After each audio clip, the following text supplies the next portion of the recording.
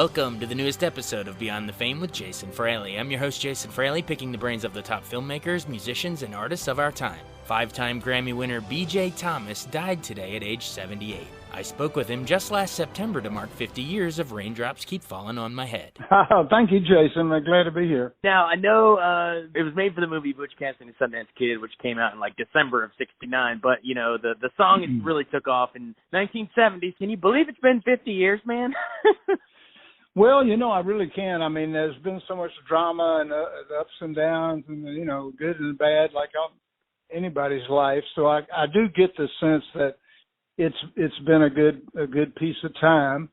Although now that it's here, it seems to have gotten here pretty quickly. But yeah, you know, it's a distinct high point for me. I mean, the song came out in October of '69, and it wasn't until the movie came out as a Christmas release in '69 that the radio went on the record. They had kind of resisted the record because it sounded different to them, and there was a lot of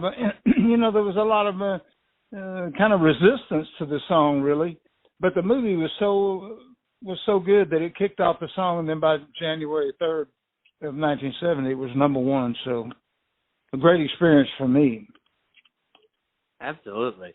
Talk about, you know, the genius of the songwriting in that. You know, you had Burt Bacharach, Hal David, legends. Yeah. You know, talk about how great were they, and sort of the idea that I like how you personify the sun, and you're like, you accuse it of sleeping on the job in the second.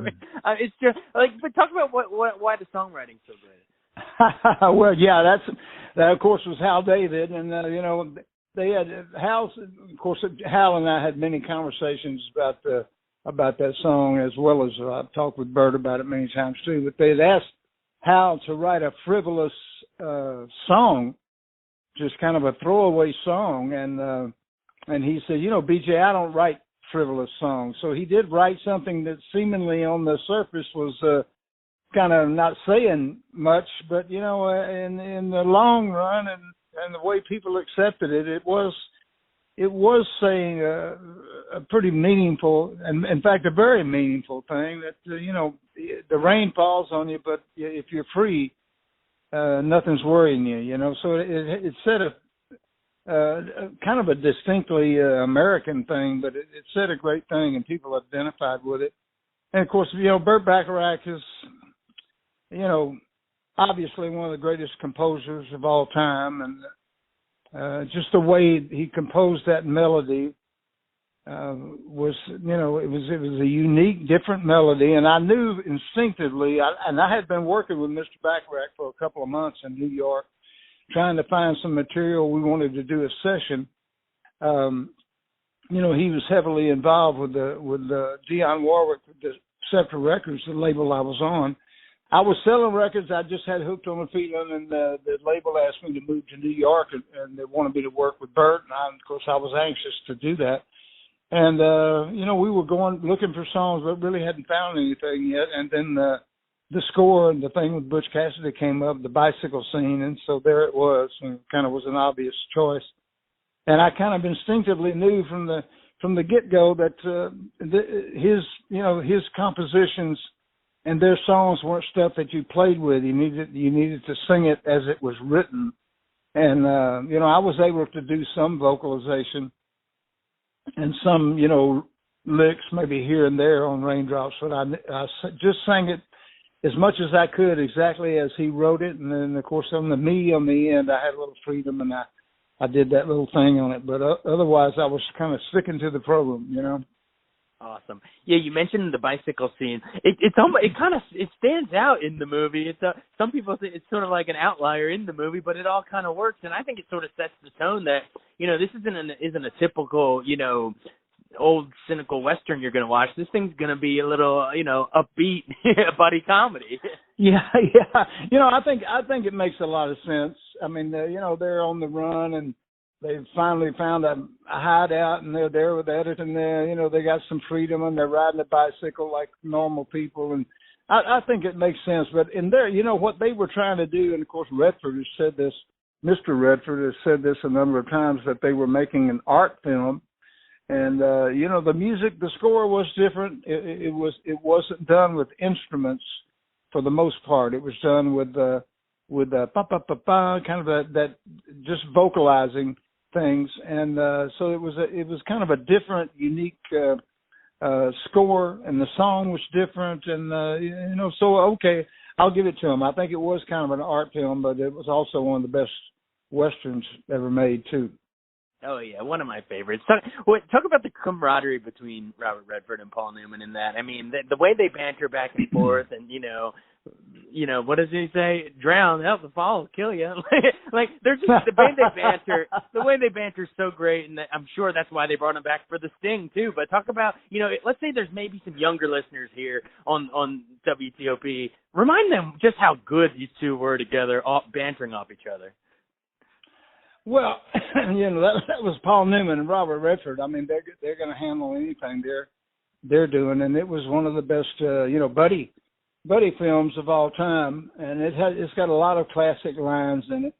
It's funny. I just recently read a book by Burt Bacharach. He said he never met Paul Newman or Robert Redford or the director George Roy Hill either, and I never have either. So I didn't feel as bad, but I thought over the years I should have at least met those guys. And there were a couple of my shows down through the years that Mr. Redford was going to attend, but he never did quite make it. So having never met the guys, they're kind of up there, in the idol territory. They're one of the greatest actors we've had in the history of movies, and they pulled it off like you would expect them to. Yeah, well, I know Paul Newman has sadly passed away, but I'm going to start the campaign for you to meet Mr. Redford. It's way overdue. Yeah, thank you, man. Give me a hand on it.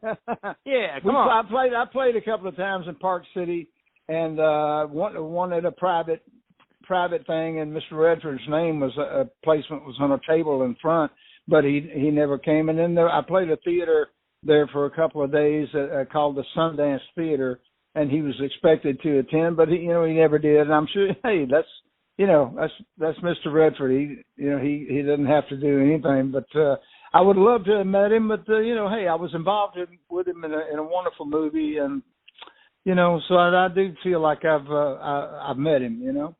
Yeah, you guys are all frozen in time together in that movie. All right, well, enough of Butch and Sundance. Tell me a little bit more about how you grew up, in Houston, and how did you actually get into music? Like, what did your folks play around the house? What kind of music, or when did you start playing yourself? Well, Houston was a wonderful music city, and they had all kinds of musicals. My dad loved country music. I grew up with the Grand Ole Opry and all that on the radio and that kind of thing. But when I was about 12, 13, I kind of fell in love with Jackie Wilson and Bobby Bland and people like that. I was a huge R&B enthusiast, and I had a band when I was 15. It was not my band; it was our band. Me and 6, 7 other guys, and we basically played R&B music, blues music, Ray Charles, Bobby Bland, Little Junior Parker, things like that, Jackie Wilson. And, I've just always loved music. They tell me that I sang even when I was an infant. So I've always loved music, and I've always sung around as I grew up, and sung in church. And so I guess I was just meant to sing, and it's been wonderful. Yeah. And you referenced it earlier, one of your biggest, early hits was Hooked on a Feeling in 1968. Now, a lot of our listeners remember the cover, the blue suede Ooga Chugga. But what did you make of when you heard their version versus, your original version? The original is always, in my mind, the best, but. Well, I mean, I tell you, it's hard to, I don't really have anything negative to say about that recording, because I think it was a great production. And to be honest with you, I wasn't thrilled that somebody had covered my record that soon. I thought, 2.5, 3 years was a little quick to cover somebody's record. My record sold 2 million copies, so I was proud of my record. And Reggie Young played the electric sitar, and one of the classic sitar rides of all time. And so I wasn't, I didn't really have a problem with it. I thought it was a little quick, and it's not something I would have done. but I don't think you can deny that it was a great production. It was a #1 record, and my buddy and one of my best friends, Mark James, wrote it, and he made a ton of money off of it, and it's all good. Oh yeah. And then of course, you mentioned, some of your love of country music, but one of my favorite, maybe even my favorite song of yours was, "Hey, won't you play another somebody done somebody wrong?" Oh, it's so damn singable. I think it won. Yeah, that's one of those songs. Yeah, it was actually my first. I never really had any country radio play until I did "Wrong Song." It was a #1 a country record as well as a #1 pop record. I've always kind of, I didn't feel like I wasn't country, but I never have purpose really to do country music. Not in the '80s when the music I made in the '80s after I had kind of been away from music for a number of years was purposely done to be country, but I never tried to do any one kind of music, any genre. I just kind of natural. I was kind of a product of top 40 radio, where they played everything on the same station, and that's kind of the way I approached music. Yeah, for sure. Well, I mean, what else are you working on these days? What else can I maybe peg this to? Why I'm running this piece? We got the 50th anniversary of Raindrops, but anything else you got in the pipeline? Or yeah, I guess everything's kind of shut down right now. Yeah, we're shut down now. It's a terrible time. I had a session scheduled for Muscle Shoals, Alabama, for the 15th of July that we had to put off, of course, because of the virus.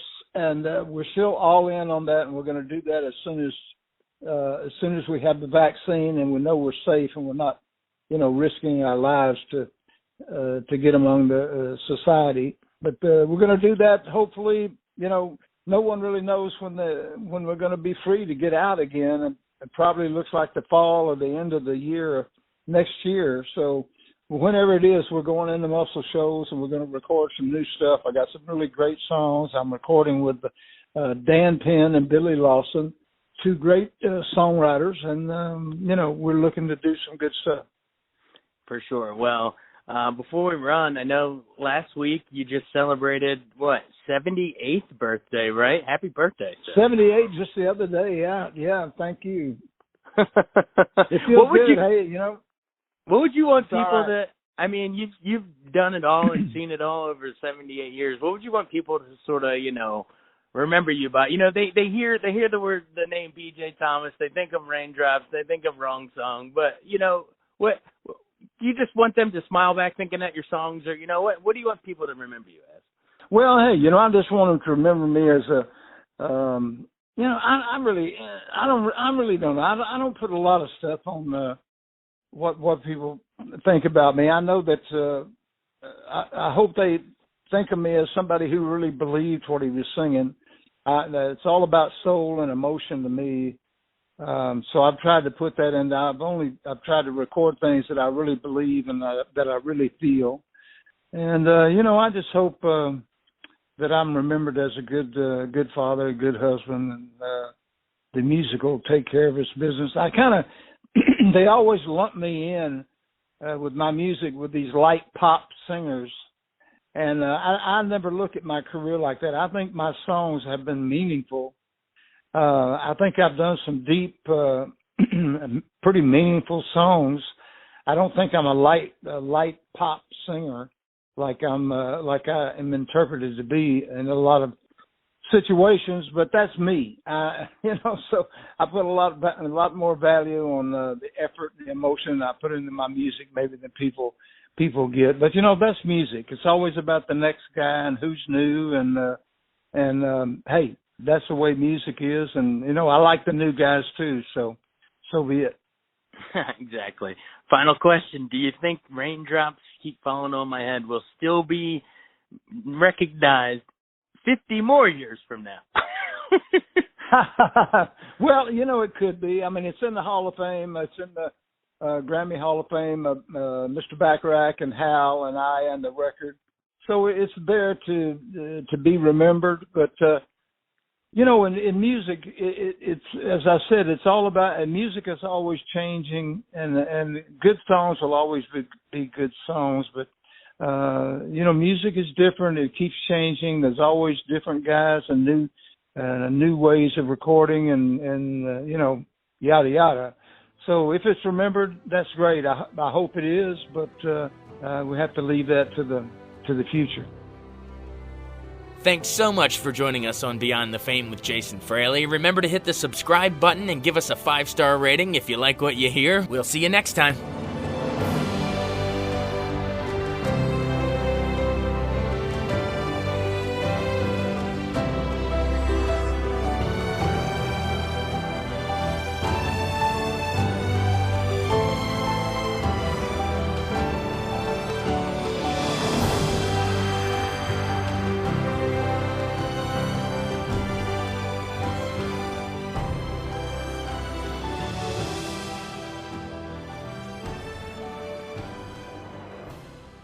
I wanted to take a second to tell you about an app I really enjoy. Living in the DC area is great, and Podcast DC gathers all of the local shows that I like all in one local app. Health, sports, local news, politics, and so much more. Podcast DC is the new local app with hundreds of DC area podcasts to choose from. I can earn exciting rewards just for listening and share the podcasts I love instantly. Available in the App Store or in Google Play, listen local with Podcast DC.